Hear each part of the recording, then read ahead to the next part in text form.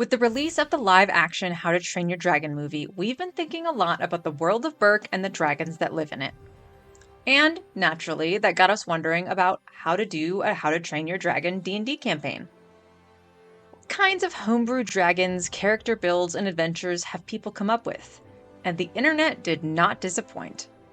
We did some digging and found some amazing How to Train Your Dragon creations to share with you all.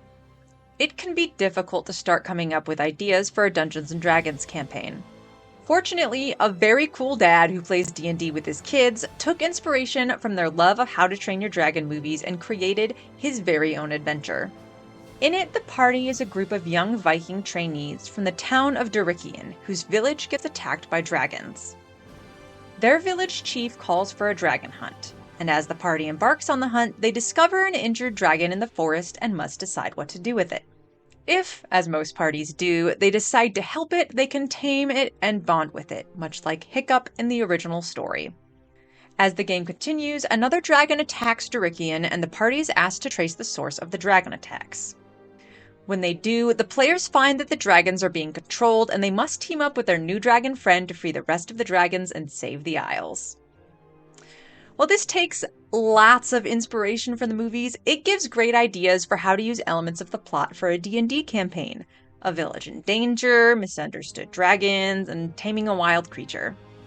If you want to get a little further away from the conceit of the original movie, Because of Dragons recommends having the party stumble upon a clutch of rare dragon eggs while partaking in a rite of passage. This still gives the player characters a chance to train up dragons of their own, but it gives the plot a bit of a twist from the original. One of the best things to bring into a D&D adventure from the movies are the dragons themselves. Getting to meet wild dragons, tame them, and use their awesome powers, sometimes to fight other dragons, is a key element of any How to Train Your Dragon D&D campaign. For a simple approach, the DMing dad averaged all the dragons into one stat block that can be reflavored as needed. This is great if you need a simple way to get started, but there are plenty of other options as well.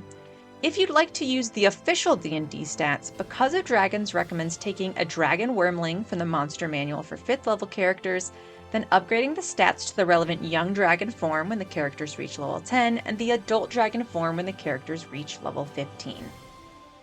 Of course, some players will want the full Dragon Compendium.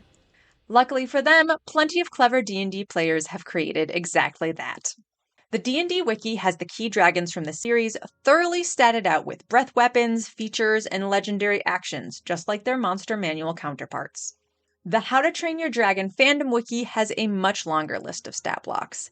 These incorporate shot points, a mechanic that works a little like sorcery or key points, where you have points that you can spend to do special actions that are unique to each dragon. And David Thor Moses' massive homebrew compendium, cleverly named How to Train Your Dungeons & Dragons, not only has NPC stats, but also custom player ancestries for each and every one of the over 50 dragons.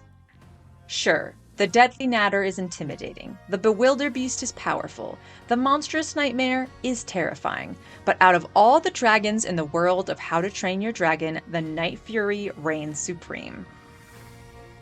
And there are plenty of stat blocks to choose from to bring into your D&D campaign. The How to Train Your Dragon fandom wiki's version includes its Plasma Blast, along with the ability to ricochet, a Plasma Thunder combo, echolocation, and the ability to turn invisible when struck by lightning.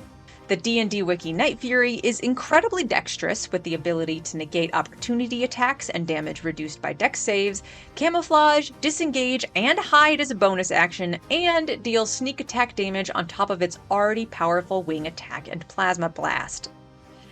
But we have to give full marks to both David Thor Moses and Diamond Shade, intrepid Reddit users who crafted individual stat blocks for each stage of a Night Fury's life. Hatchling, Shortwing, Broadwing, and Titanwing. David's comes with a homebrew ancestry for playing a Night Fury character, while Diamond's features an expertly written overview of the Night Fury species biology, habits, and growth that look straight out of an official D&D book. When making a Dungeons & Dragons character for a How to Train Your Dragon campaign, you could totally stick with the official D&D classes, abilities, and features, and still have a great time. But a special campaign calls for special characters, and there are plenty of ways to custom make a homebrew character just for dragon training. Because of Dragons came up with a few custom feats like Soul Bond, which lets you know exactly where your dragon is, Dragon Command, which lets your dragon fight alongside you in battle, and Blood Bond, which lets you share hit points with your dragon. If you want to go all in with a homebrew character, though, this is where David Thormoses really shines. His work has customized backgrounds, feats, subclasses, and an entirely new custom class where you can play as a dragon. I could spend an entire video going over all of these, but highlights include the Elemental Breath feat, the Viking background, and my personal favorite, the Barbarian Path of the Beard. We love a great pop culture homebrew around these parts. We even shared some ideas for how to create your own D&D homebrew for superheroes, Gravity Falls, and Star Wars.